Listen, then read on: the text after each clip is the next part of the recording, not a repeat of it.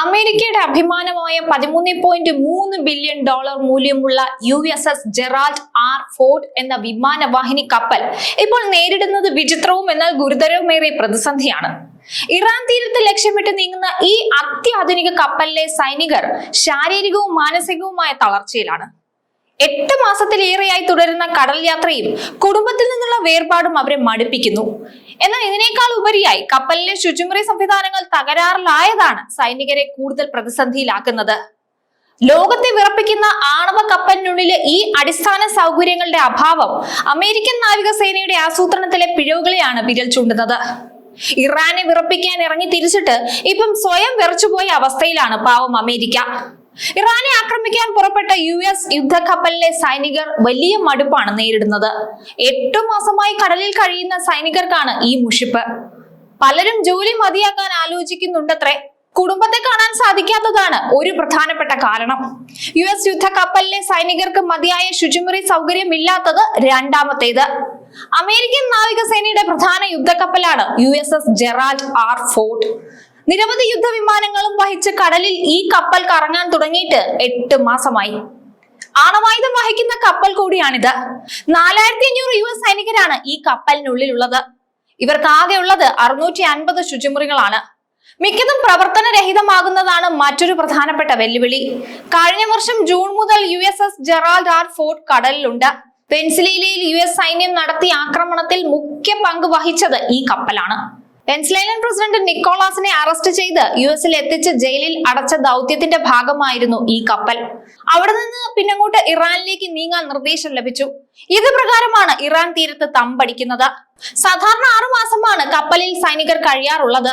ഇപ്പോൾ പരിധി വിട്ടു കഴിഞ്ഞതാണ് സൈനികരെ മടുപ്പിക്കുന്നത്. ഇനിയും ദൗത്യം നീളുമെന്ന വിവരം വന്നതോടെ പലരും ആശങ്കയിലായി. തുടർച്ചയായ വിന്യാസം കാരണം പല സൈനികർക്കും വിഷാദ രോഗങ്ങൾ ലക്ഷണങ്ങൾ കണ്ടു തുടങ്ങിയതായും റിപ്പോർട്ടുകളുണ്ട്. ശുചിമുറി പണിമുടക്കുന്നതാണ് പല സൈനികർക്കും കൂടുതൽ ബുദ്ധിമുട്ട് സൃഷ്ടിക്കുന്നത്. ഇതിനിടയിൽ സൈനികരും സാങ്കേതിക വിദഗ്ധരും തമ്മിൽ തർക്കം നടക്കുന്നുണ്ട്. ഈ തർക്കം മാലിന്യം നീക്കം ചെയ്യാനുള്ള സൗകര്യം ഇല്ലാത്തതിനെ ചൊല്ലിയാണ്. $13.3 ബില്യൺ ചെലവിട്ട് നിർമ്മിച്ച യുദ്ധക്കപ്പലിലാണ് ഈ അവസ്ഥയെന്ന് എടുത്തു പറയണം. പതിവായ അറ്റകുറ്റപ്പണികൾ നടത്താത്തതാണ് ഇത്തരം ശുചിമുറികൾ പ്രവർത്തനരഹിതമാകാനുള്ള ഒരു കാരണം. മാത്രമല്ല തുടർച്ചയായി സൈനിക ദൗത്യത്തിന്റെ ഭാഗമായി കടലിൽ റോന്ത് ചുറ്റുകയാണ് കപ്പൽ. അതുകൊണ്ട് തന്നെ സൈനികർക്ക് ജാഗ്രത കൈവിടാനും സാധിക്കില്ല. സാങ്കേതിക വിദഗ്ധർ ഒരു ദിവസം 19 മണിക്കൂർ വരെ ജോലി ചെയ്യേണ്ടി വരുന്നുണ്ട്. ഇതും അവരെ മടുപ്പിക്കുന്ന ഒന്നാണ്.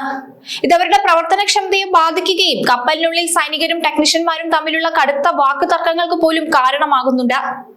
തുടർച്ചയായ വിന്യാസം കാരണം പല സൈനികർക്കും വിഷാദ രോഗങ്ങൾ ലക്ഷണങ്ങളൊക്കെ കണ്ടു തുടങ്ങിയിട്ടുണ്ട്.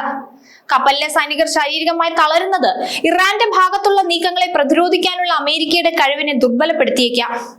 19 മണിക്കൂർ ജോലി ചെയ്തിട്ടും ശുചിമുറി മാലിന്യം നീക്കാൻ സാധിക്കുന്നില്ല.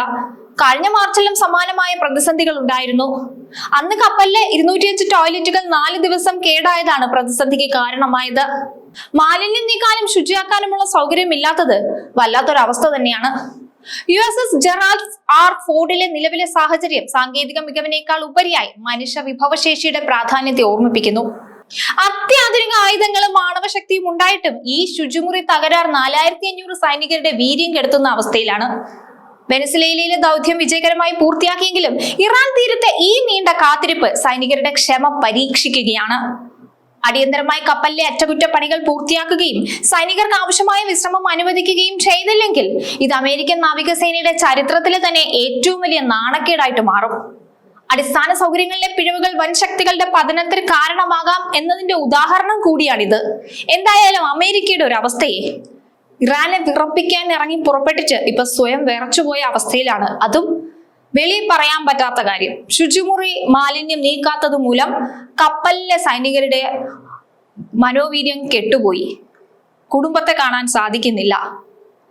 കപ്പലിലെ യുദ്ധ സജ്ജീകരണങ്ങളൊക്കെ നമുക്ക് ചിന്തിക്കാവുന്നതിലും അപ്പുറമാണ്. അത്രയധികം അത്യാധുനികമായ രീതിയിലാണ് ഈ കപ്പലിലെ യുദ്ധ സജ്ജീകരണങ്ങൾ. പക്ഷെ ഇത്ര നിസ്സാരമായ ഒരു കാര്യം പരിഹരിക്കാതെ എങ്ങനെയാണ് ഇറാനെ പിടിച്ചുകെട്ടാൻ അമേരിക്കയ്ക്ക് സാധിക്കുന്നത്?